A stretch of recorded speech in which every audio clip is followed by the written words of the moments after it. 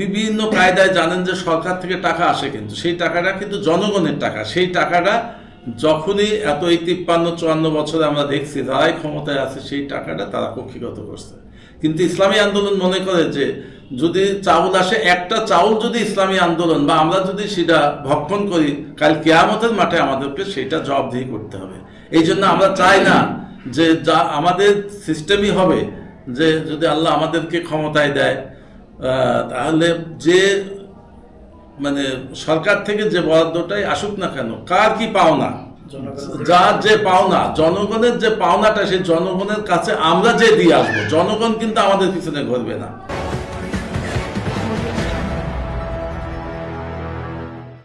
আসসালামু আলাইকুম ওয়া রাহমাতুল্লাহি ওয়া বারাকাতুহু। নাহমাদুহু ওয়া নুসাল্লি আলা রাসূলিল কারীম। আমি বীর মুক্তিযোদ্ধা আলহাজ আহমদ আলী, সভাপতি ইসলামী আন্দোলন বাংলাদেশ, কুষ্টিয়া। আচ্ছা, আমরা যতটুকু জানি যে আপনি প্রার্থী, অর্থাৎ আপনি সংসদ সদস্য হওয়ার জন্য আপনি চেষ্টা করছেন এবং জনতার কাতারে আপনি যেতে চাচ্ছেন। তো আপনার লক্ষ্য উদ্দেশ্যটা প্রথমে একটু ব্যাখ্যা দিবেন, কেন কি কারণে? আমি যেহেতু ইসলামী আন্দোলনের সভাপতি, ইসলামী আন্দোলন মনে করে যে ইসলামী আন্দোলনের মূল লক্ষ্য সে আপনাদের জানতে হবে। সেটা হচ্ছে কি, আমাদের যে মূল ম্যানিফেস্টো সেটা হচ্ছে জাহেলিয়া সমাজ ব্যবস্থা পরিবর্তন করে ইসলামী আদর্শ বাস্তবায়নের মাধ্যমে বাংলাদেশকে একটা কল্যাণ রাষ্ট্রে আমরা পরিণত করতে চাই। এটা হচ্ছে আমাদের ইসলামী আন্দোলনের মূল লক্ষ্য। আর আমরা চাই যে আল্লাহর জমিনে আল্লাহর দিন যদি প্রতিষ্ঠা করতে হয়, এই 54 বছরে যারা ক্ষমতায় ছিল, আমি নিজেও একজন মুক্তিযোদ্ধা, যারা ক্ষমতায় ছিল তারা কিন্তু জনগণের কথা ভাবে নাই। তারা নিজেদেরকে নিজের আখের তারা গুছাইছে। আর আমি মনে করি যে ইসলামী আন্দোলন যদি ভবিষ্যতে ক্ষমতায় যায়, আর একটা জিনিস আপনারা খেয়াল করে রাখবেন যে আমরা কিন্তু ইচ্ছে করলে কেউ প্রার্থী হতে পারি না, আমাদেরকে কেন্দ্র থেকে সিদ্ধান্ত দেয়। আমি বারবার বলছি যে আমাকে যেন প্রার্থী করা না হয়, ভাইও তাই বলছে, কিন্তু আমাদের সিস্টেম, আমাদের কাছে কোনো ইয়ে নাই, আমাদের কাছে কোনো মানে যে আমি ইচ্ছে করলে প্রার্থী হতে পারবো অন্য দলের মতো টাকা দিয়ে পয়সা দিয়ে বা লবিং করে, এরকম কোনো সিস্টেম নাই।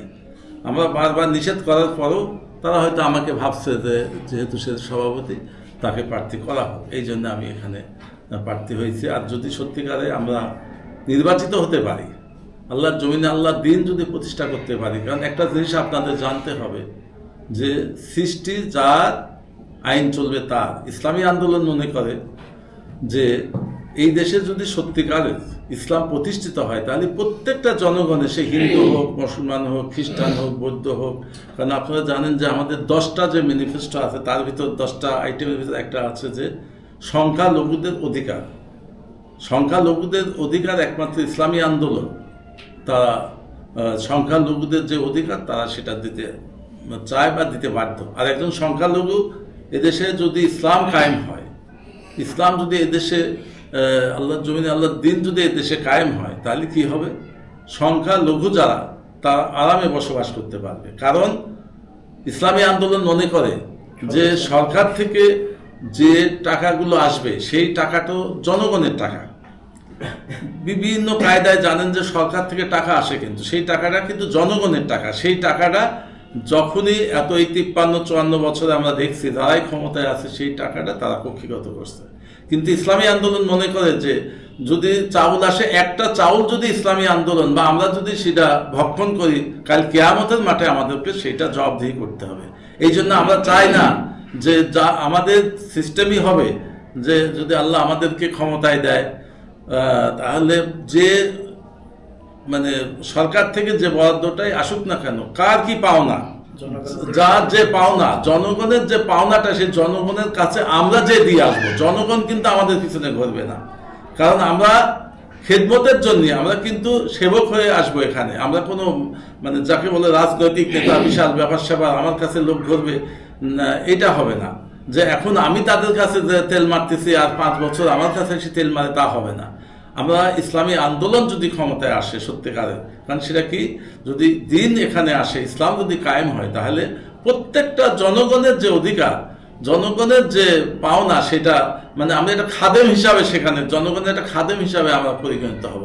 আমরা সেখানে একটা ভক্ষণ বা মানে তার উপরে যে কর্তৃত্ব করবে এই ধরনের কিছু না, আমরা তখন খাদেম, জনগণের খাদেম। তাহলে খাদেমের কাজ কি হবে?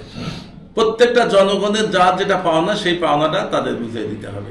এটা ইসলামী আন্দোলন মনে করে বা আমাদের এটাই আশা করি যে আল্লাহ যদি আমাদেরকে ক্ষমতায় দেয়, এটা তো আল্লাহ পাকের ইচ্ছা ছাড়া হবে না, যদি আমরা চেষ্টা করতেছি যদি ইসলামী আন্দোলন দেশের ক্ষমতায় আসতে পারে। ইসলামী আন্দোলন তো আসবে না, এখানে একটা কথা আবার আমি বলছি, সেটা হচ্ছে যে ক্ষমতায় আসবে কি ইসলাম আসবে, আমি ব্যক্তি ক্ষমতায় আসবো না। কিন্তু ইসলাম যখনই ক্ষমতায় আসবে, ইসলামের কি ধারা সেই ধারায় আমাদেরকে চলতে হবে। আমি আমার মন গড়া চলতে পারবো না, আমাদের যেটা ইসলাম যেটা সমর্থন করে সেইভাবে আমরা চলবো।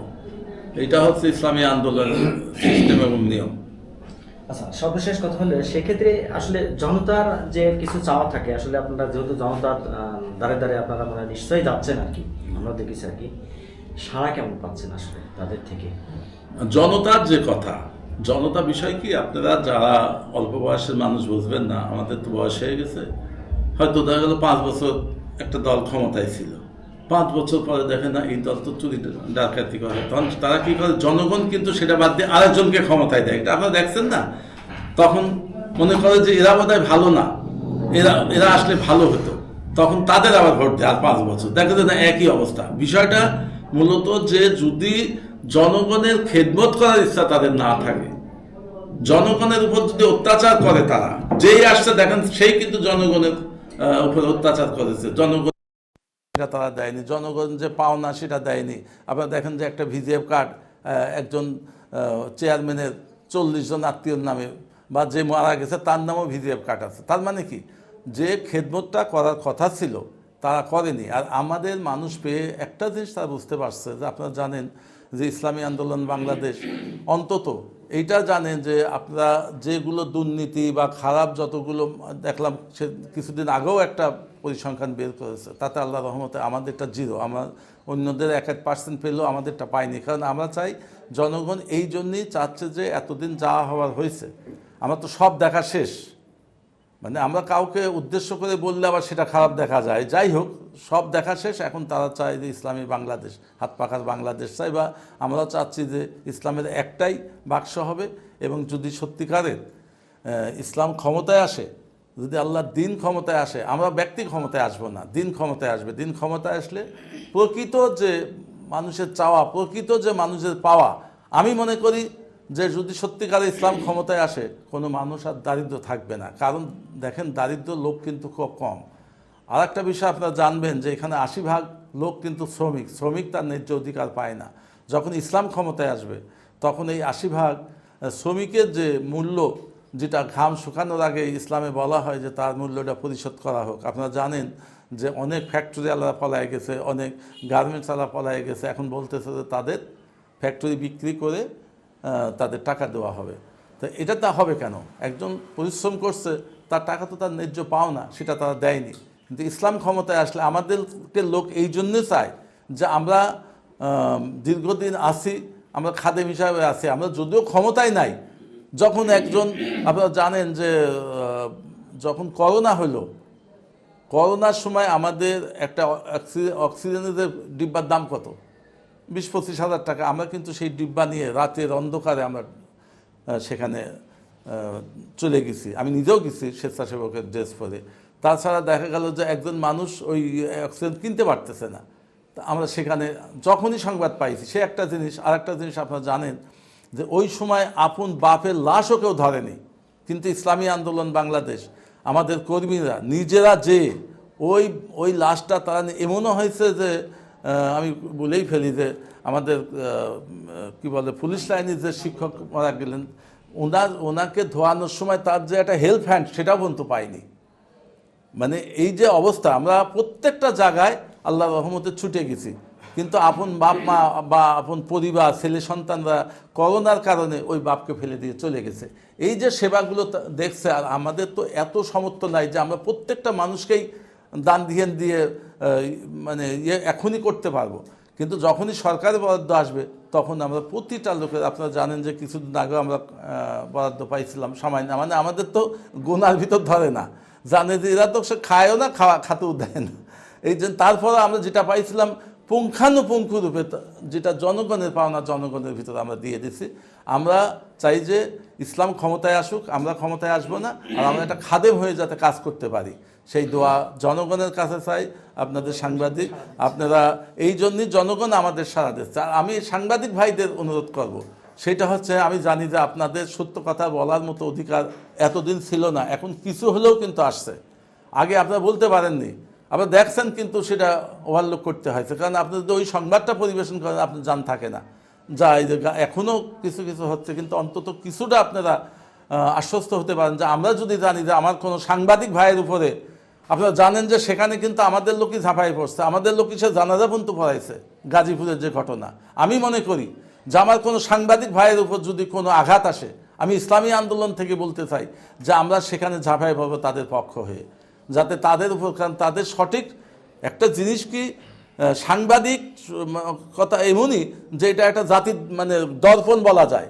তারা যদি সঠিক সাংবাদিকতা তুলে ধরে, সঠিক যেটা দেশের খবর সেটা যদি তুলে ধরে, তাহলে সমস্ত জনগণ জানতে পারে যে হ্যাঁ সত্যিকারের ইসলামী আন্দোলন বা এরা ভালো কাজ করছে বা এখানে অন্যায় হচ্ছে, অন্যায়টা তারা তুলে ধরবে। যখন অন্যায় তুলে ধরবে তখন প্রশাসনের নজরে আসবে, তখন তারা সেটা করতে সাহস পাবে না। সর্বশেষ কথা হলো, যেহেতু আপনার কথাগুলো দেশ এবং বিদেশে আপনার এলাকার ভোটাররা কিন্তু শুনছে আর কি, আসলে তাদের উদ্দেশ্যে কি মেসেজ আছে? আমি বলতে চাই যে যারা আমাদের এই লাইভ দেখছে বা শুনছে, আমি চাই যে আপনারা কি করবেন, আপনারা সত্যি যে জিনিসটা ইসলামী আন্দোলন সম্বন্ধে তো আপনাদের জ্ঞান আছে, আপনারা সেটা তুলে ধরেন যে সত্যিকারের যদি আল্লাহর জমিনে আল্লাহর দিন প্রতিষ্ঠা হয়, ইসলাম যদি প্রতিষ্ঠা হয়, প্রত্যেকটা গরিব দুঃখী অসহায় যাদের যে জিনিসটা পাওনা, ইসলামী আন্দোলন সে পাওনাটা তুলে ধরবে। এই জন্য সবাইকে এইভাবে আশ্বস্ত করতে পারেন যে সবাই যেন ইসলামী আন্দোলন বাংলাদেশের প্রতি আস্থা রেখে, পীর সাহেব চরমোনার প্রতি আস্থা রেখে তারা যেন কাজ করে, যাতে সামনে নির্বাচনে আমরা জয়যুক্ত হতে পারি। আর পেয়ার পদ্ধতির যেটা হচ্ছে সেটা তো আপনারা জানেন, সেটা কেন্দ্রীয় ব্যাপার। এই জন্য আমি আমাদের যারা কর্মী বাহিনী আছে সবাইকে বলবো যে নির্ভয়ে আপনারা কাজ করেন, কোনো ভয় করবেন না, কারণ ভয় কিন্তু আমরা একমাত্র কাকে করি, আল্লাহকে ভয় করি। আমি সমস্ত মানুষকে বলবো, মুসলমানদেরকে বলবো, 92% মুসলমান, আপনার আল্লাহকে ভয় করেন। যখনই আপনি আল্লাহকে ভয় করবেন, দেখেন কোনো শক্তি আপনাকে কিচ্ছু করতে পারবে না। এই জন্য আমার কর্মী বাহিনীকে আমি বলতে চাই যে আপনারা আল্লাহর উপর তাওয়াক্কুল রেখে কাজ করেন, ইনশাআল্লাহ কামিয়াবি হতে পারবেন।